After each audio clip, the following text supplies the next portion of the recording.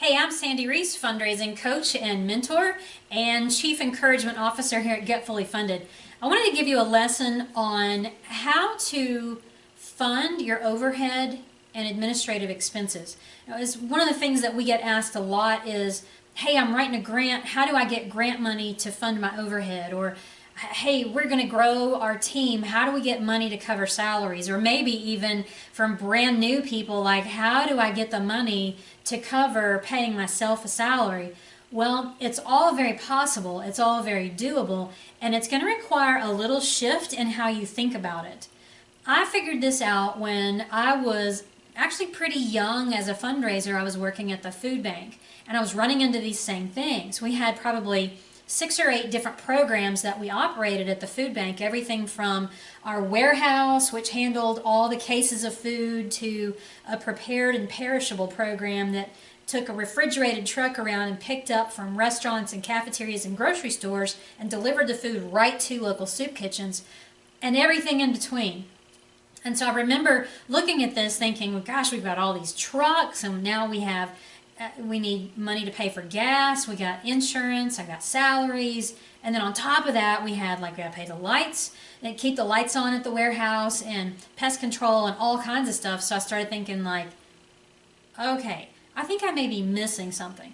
Because when I would ask my program staff, what does it cost us to run the prepared and perishable program, she would give me a number, and I started looking at this number thinking, this can't be right, this can't be everything. So I started digging a little bit. And what I found out was there were a lot of expenses that were not being included. So here's the first part of the lesson, that there are actually 2 kinds of expenses. There are direct and indirect. So with a program like Prepared and Perishable, your direct costs are going to be things like paying for that staff person who drives the truck, because the truth is, without that person, there is no program. And for an awful lot of nonprofit programs, that's the way it is. You have no staff, you have no program, so they're a direct expense of the program. The other thing is indirect. So an indirect cost is something like replacing the tires. Well, you may think that's a direct cost, and maybe it is, but how about health insurance for that program? Or maybe there's some others. So I started really looking at it and thinking, I had a couple of programs that I'd gotten really good at raising money for, and I thought, I want to make sure that everything that can possibly be attributed to that program is included in that program's bottom line number. And here's how I figured it out. So I want to share this with you. So here's what I did. I took the organization's budget. Let's call this the budget. And I did this in Excel because it made it really easy to do. And we had a pretty detailed budget at that point, so it wasn't really hard to set this up and do it. Okay, so what I had then was the line items over here. So I might have, let's say we have rent, utilities, we had pest control, we had insurance on the building, then we had staff, we had payroll taxes, printing, postage, and on it went. It was a pretty detailed budget. So here's what I did. I looked at every program that we had and I ran them across the top like this. So the first one I just called warehouse. That was really our main program. And then we had the prepared and perishable program. And then we had a kids program. And then we had a produce program. And then we had we had a few more, so I just kept going. Then I also included one that was just sheer admin. I'm going to run out of space here. And I had another one that was fundraising. Okay, so I wound up with, 8 or 10 columns. And when you do this in Excel, it's pretty easy. You can just add columns as you go. Here's what I did.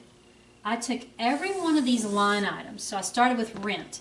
And I thought about which of these programs really use our facility the most. And I tried to allocate this cost across programs as it made sense. Okay, so here's how I did it. The warehouse took up about 3/4 of the facility. So I didn't count the offices, like my office, executive director's office. I didn't count any of that. But I did count how much of the whole facility is taken up by that warehouse, and I decided it was 75%. So I went back to this line item and I multiplied it times 75%.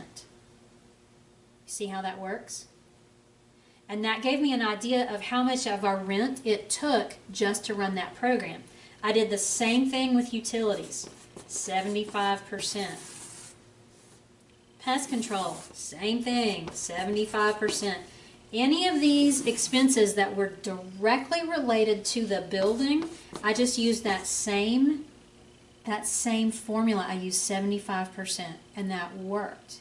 Then I walked on over and I said, okay, prepared and perishable. Does that program use the warehouse or use any of the facility? And the answer was no, because that program went right to the donors, the grocery stores, restaurants, and so forth, picked up, went right to the soup kitchens that were going to use that stuff, and then came back and parked the truck.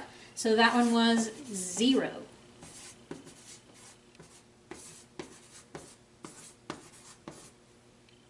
See that? So I did the same thing. Our kids program, how much of our facility did that use? Produce, how much did that use? And I just kept going. Then I also looked at, for our admin staff, which I looked at our executive director, the development staff, I think that was it, and said, okay, how much of the facility are we using? So these numbers here, there was a little bit that was used here. I think we decided that it was like, I think it was maybe 5% admin, 10% fundraising. And the thing is, this had to add up to 100%. And that let me allocate 100% of that rent line item across the board. Okay, you with me? So same thing down here. And again, if I was using 5% there, then it was 5% here, and 5% there, and 5% here. That was all based on square footage of the building. And that got me some of those line items. Then I came down to staff and I said, okay, let me figure this one out, because this is going to work different, I think. So here with staff, I started thinking about, okay, of our 12 staff that we have, how many of them work in this program? And I was able to actually go allocate specific staff people and allocate their salaries to those line items. So let's say I was able to allocate four people, and then I had to work with my finance person, and we put the specific number of what the salary was there for those 4 people. Then we looked at that as a percentage of the total staff cost, and let's say that was 40%. Then we used the same thing for payroll taxes, 40%. Now, if you're not following this, I just want to make sure that you get that what I was trying to do was find a way to allocate all these costs in a way that made sense. And as long as I could go back and explain it, I felt really good about it. And do you know, in all those years that I was working there and writing grants and submitting all the stuff, I think I had somebody maybe one time ask me, and I explained that this is how I'd come up with the numbers, and they didn't question it at all. As long as there's a method to your madness, you're in good shape. So just follow me on down here. We looked at printing and what really did we need to print. Well, we actually printed 0 for that one. We printed 0 for that one. Most of the printing came over here. We did the same thing we just kept going. Every single line item, we allocated it somewhere. And then at the very bottom, we were able to calculate total. So down at the bottom of the spreadsheet, I just ran a formula and had it calculate, and all of a sudden I had a much clearer, much more accurate number for what the amount was that we were spending on warehouse and how much we were spending on prepared and perishable and produce and so forth. And so then I knew exactly what it was costing. And you know, the real eye-opener about that to me was that what we thought we were spending on a program was not accurate. Where we thought we were spending $30,000, $35,000 on this, it was actually closer to 60. So we were pretty far off because we had not been taking into account like staff and then payroll taxes and benefits and training and all those other things that go into supporting staff.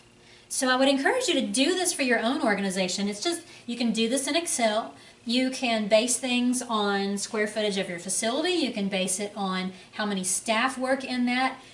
If there's another way that you want to try to figure out and use some percentage, as long as you can explain it to somebody and it makes sense, you'll be fine. Now, you may want to make yourself some notes somewhere about how you calculated this, which I did. In my Excel sheet way over here, I had some columns where I explained, like, this was based on blah, blah, blah, blah, blah, so that if I did ever have to explain it, I had it figured out. All right, so hopefully this will help you really figure out how you're going to calculate what your bottom line number is. Back to the original question of how do we get our overhead paid for? This is how. This is how you're going to get a lot of it. But like, look at this. Now all of a sudden you're able to include, in this situation, we got 75% of our overhead covered because it was actually used for a program. And then over here someplace we had 25. This was the amount that I really had to raise money for. Was, you know, somewhere along like 15 to 25% was all I really had to cover from general operating gifts. And by the way, don't ask for people to support your overhead. Ask them to support your mission. The mission of the whole thing, like even though we had all these programs, the mission was to make sure that nobody went to bed hungry. And that's what we asked people to support. And when they did, that gave us unrestricted money that we could use wherever we needed it most. That's how you get your overhead paid for. Hope this has been really helpful. Give us a shout at Get Fully Funded if we can help you figure this out for yourself. Bye now.